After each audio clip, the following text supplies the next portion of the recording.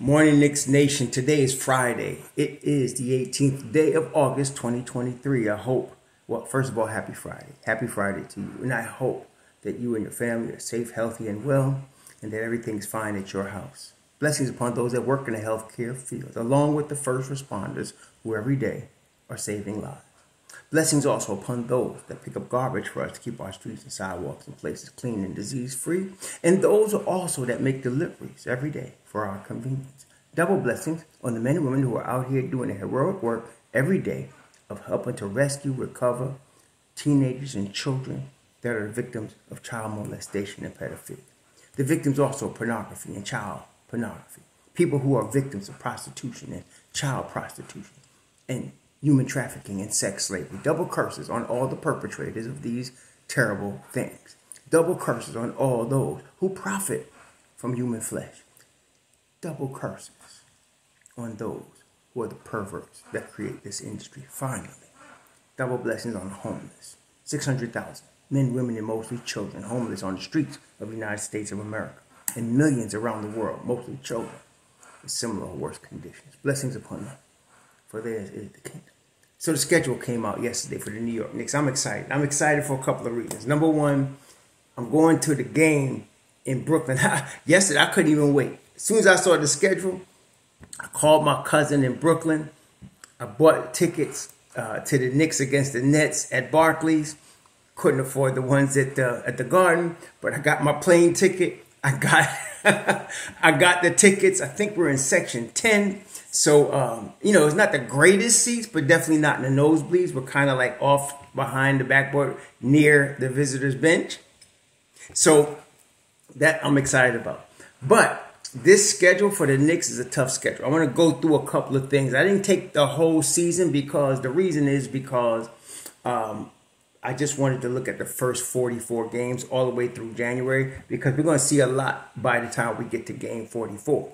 We can review the rest of it later. But for now, let's talk about from October 25th when the season starts till January, the end of January. Now, one thing when I look at this schedule popped out at me. I know it's going to be saying strange to a couple of y'all, but not to me.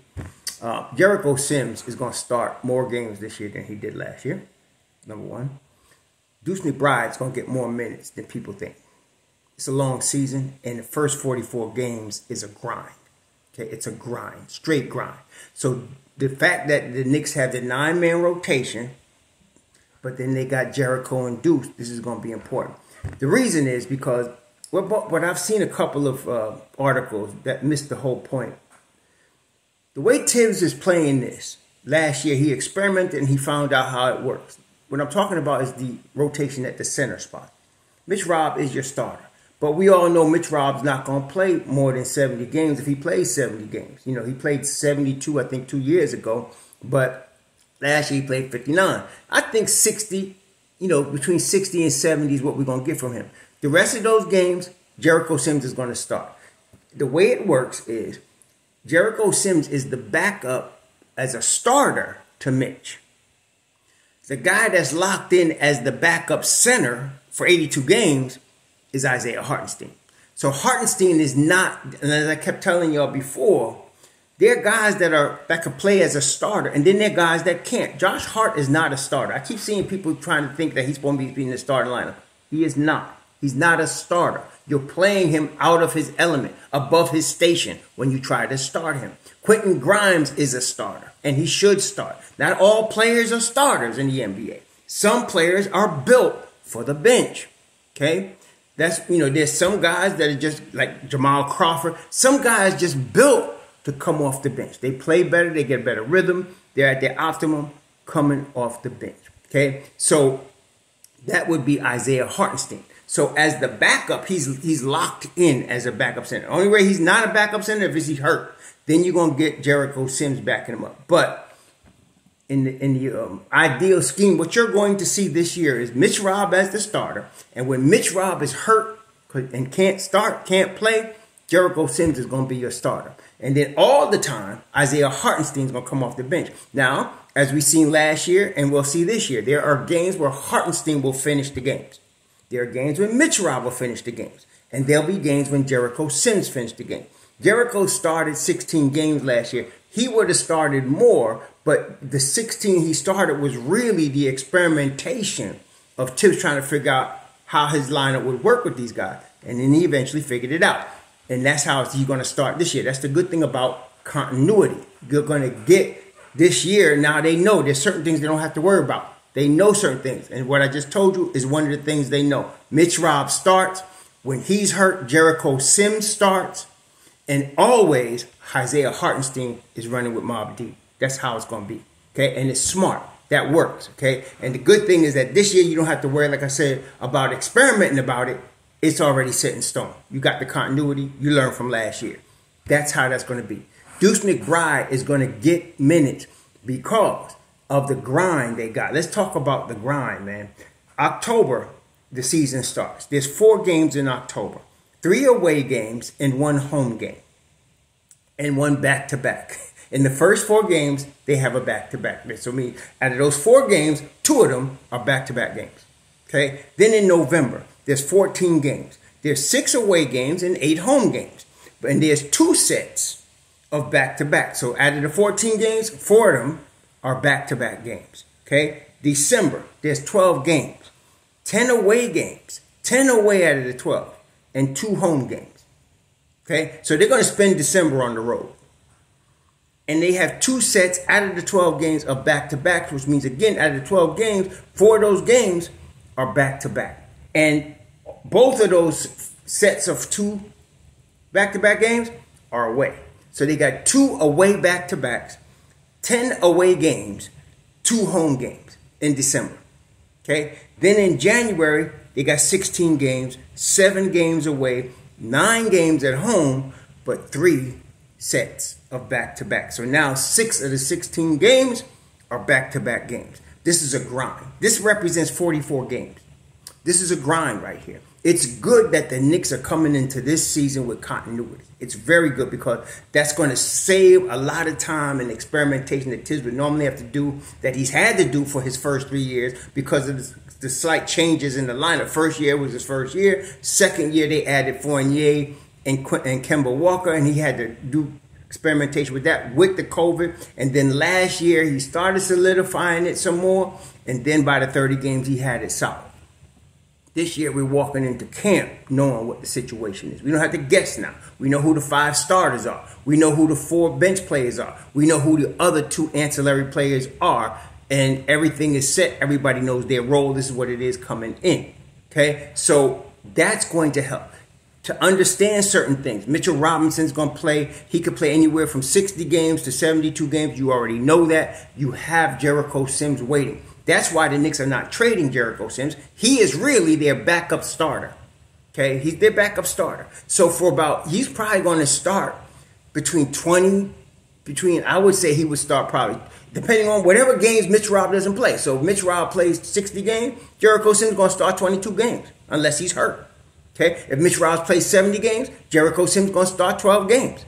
And Mitch Robb is going to be in that range, 60 to 70. That's where he's going to be. So you're going to get in that range Jericho Sims as your starter. The rest of the games, you got Isaiah Hartenstein, who played 82 games last year. Solid dude. He's one of those guys that is available, and he's going to be your Mobb Deep center. Okay? He'll finish some games depending on and Tibbs goes with whoever the role is at the end.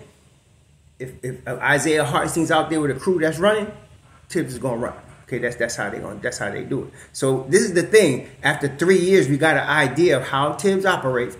We know now what the Knicks have. We have a team that we have expectations for. The only question mark in this squad is Dante DiVincenzo. We don't know what minutes he's going to get. See, if he's getting minutes that were allocated to Obi Toppin, then he's only going to get 15 minutes a game. There's only but so many minutes. Remember, in the 5 starters on the floor, in the 5 positions, there's 48 minutes each, a total of 240 minutes. Okay? So you got to figure out who's going to get minutes. After the 5 starters are probably going to play a total of about 150 minutes, at least 30 minutes each. They'll play like 150, some a little bit more. But they're going to play about 150 minutes. So now that leaves you another 90 minutes to distribute on the bench. Okay? Now you know IQ is going to get his 22 minutes. And so is Isaiah Hartenstein. They're going to get theirs. So you got to deal with Josh Hart. You got to deal with Dante DiVincenzo and see how this works out. Okay. Then you have, of course, like I said, because of this grind, players gonna miss games. This is a grind right here. So players gonna miss games. JB's gonna miss some games. You know that. Okay. Now RJ, I gotta say RJ and Randall are your stalwarts. They're your most available players in your starting five.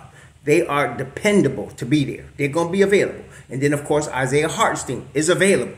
So with that in mind, you gotta figure JB, Grimes, and Mitch Rob are gonna be the ones that miss the most games. Okay, Grimes, his first year got hurt. Last year, he started the season hurt, but he still played, I think he still played 70 games. So you're probably getting about 70, 72 games out of him, which means you got 8 games. You got somebody else starting there.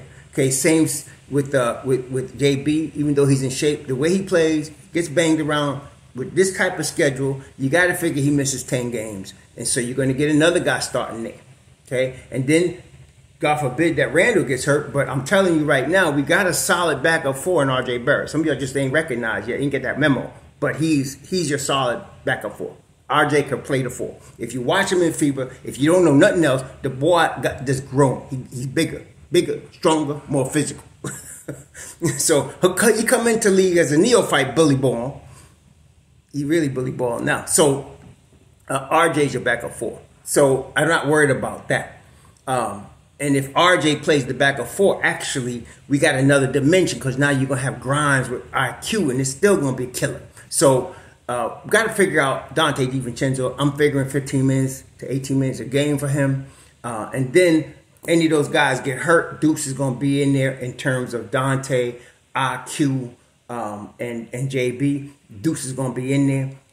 And so he's going to be needed. His defense, to me, at this point, unless they show otherwise, during the season, the 2 best defensive players that Knicks have on the perimeter is still Quentin Grimes and Deuce McBride.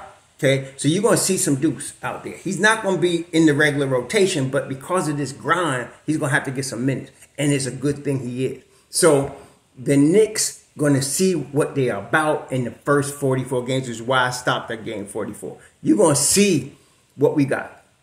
You're going to see what we got. Okay, if the Knicks could come through, especially coming through December with 10 away games. Now, last year, if you recall, for most of the season, actually, if you were the last 2 seasons, actually, the last 3 seasons, the Knicks actually played better away than they played at home. So I don't want to say, but it could be this works in the Knicks' favor, especially Julius Randle. For some reason, Juju goes and balls out away from MSG. He just does. So if he does that, if they do that, the Knicks will be in a very good position coming out of these 44 games. So we'll see how this works out. Yeah, we're going to find out. And let's hope the Knicks, last year, they were not too good at home in the first part of the season. But after Tibbs figured out the rotation after that 30-game period, they started winning more games at home last year. So let's see how this works out. This continuity business is extremely important this year. Very important. And so Dante, I think, will fit in. I want to be conservative. I don't want to say seamlessly, but I don't think it's going to take him as long to fit in this rotation as other players because he's so familiar with Brunson. He's so familiar with Hart. He's a grinder. He's a Tibbs type player. So I don't see him having a problem coming in. And Tibbs probably knows that's why they got him. See? So, yeah, I'm excited about the season. December 20th? Yeah, December 20th in Brooklyn. I'm going to be at that game. This is going to be cool, man. I'm going to be in that game with my cousin. I got cousins in Brooklyn. One of them is coming with me to the game. It's going to be all good. Flying in on December 19th and then watching the game and flying out on the 21st. So, hey, we're excited. I'm excited for our team. The first 44 games is a grind, but I'm still very confident that this team is going to come out looking pretty good after the 44 games.